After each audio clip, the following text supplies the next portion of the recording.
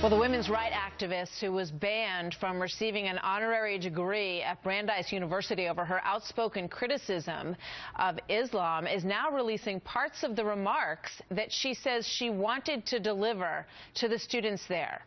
Here's just one quote. It's in the Wall Street Journal, on the wallstreetjournal.com today. And it's called "What I Would Have Said at Brandeis." And she says the connection between violence, particularly violence against women, and Islam is too clear to be ignored. We do no favors to students, faculty, non-believers, and people of faith when we shut our eyes to this link, when we excuse rather than reflect. And she goes on in this piece to talk about the details of her own life, the mutilation that she endured, the arranged marriage that she endured, and how she thinks that some of these practices are even increasing in certain parts of the world. Emily Sussman is the campaign director at the Center for American Progress Action Fund, and Michael Graham is radio talk show host at the New England Talk Network. Welcome to you both. Thank you. You know, she is such a compelling figure and indeed controversial in some ways, but you know, she makes no bones about the way that she feels, and she says universities need to be centers for discussion, for even difficult discussion at times. Is it a mistake, do you believe, Emily, for Brandeis to have denied their students this speaker? Look, she speaks from experience, and there's no question that her experience is very powerful, and she brings light to an important issue. Brandeis, unfortunately, botched the rollout here, right? Like, this was a mistake. They invited her, felt that, and not only did they invite her, but they actually bestowed an honorary degree upon her. An honorary degree is about furthering the values of the institution.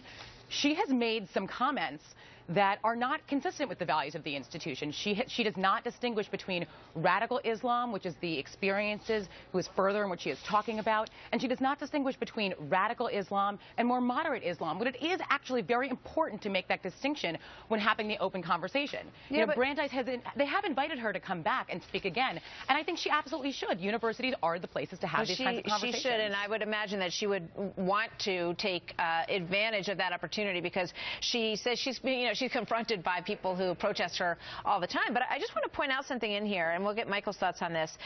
In this statement that she put out, she says both Christianity and Judaism have had their eras of reform. I would argue that the time has come for a Muslim reformation. So she is not, discounting the validity of Islam. She's saying it's time for reform, Michael. Well, she's very tough on the current state of Islam, and I've had my own run-ins with the Council of Angry American Islamic Relations, and they are not tolerant of any criticism. But I want to make the point here of what Brandeis is doing. They are banning her for speech, and that is the problem. From Mozilla to Brandeis, Suffolk Law School here, we just found out that students are trying to get the head of the Abe Foxman banned because he opposed the Ground Zero mosque. You're banning people based on speech. What an illiberal stand to take. And it's clear, the only diversity that liberals will tolerate is diversity of agreement with them. That's it. And Brandeis should be humiliated and ashamed, but as I said in my Herald column today, they've moved through the shame phase into the brutal, unapologetic thuggery stage, and that's the current status of liberal discourse today. Yeah, I mean, she talks about violence towards women, and I think, when you look at college campuses, Emily, and you just take samplings of what, many students know and understand about what's going on in the world, do you feel like it's important for them to understand the extent to which women are violated in these countries in particular that she's talking about? Absolutely. I totally agree with you that we need to be shedding light on these situations that are happening all over the world. But I do have to take note that this is not limitation on her speech. She, in fact, is invited to come back. This is just, the distinction is that she is not being bestowed the honor of an honorary degree. And I would hardly say that her position is being stifled and that she's being silenced, as she and some of her supporters have said, when she's a fellow at Harvard University, when she's a fellow at the American Enterprise Institute. Yes, but you can't deny the fact, Emily, that denying her this after offering it to her and denying her the right to speak is, on the face of it, they have pushed her away. Well, but they haven't said said that what she's going to say is not acceptable. You know, they have allowed her to come back, but there's no question they shouldn't have given it and then taken it away. That was a mistake. Emily, Michael, go ahead. What appeared in the Wall Street Journal today was her speech that she was going to give. They were pressured by people because they didn't want to hear her words. And the special interest group, the Muslim students and CARE and others, were able to silence her through pure, brute political force. There's no conversation about